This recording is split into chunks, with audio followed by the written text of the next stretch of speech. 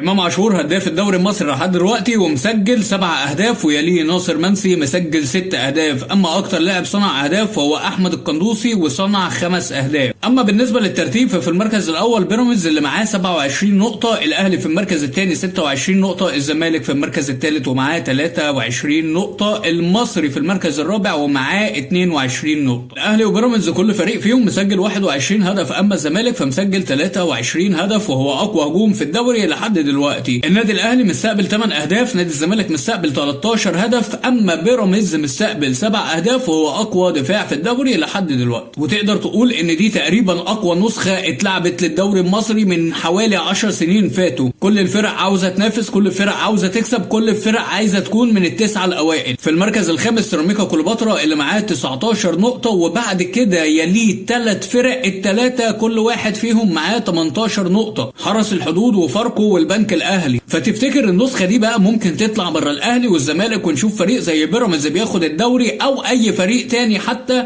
قول لي توقعاتك في الكومنتات.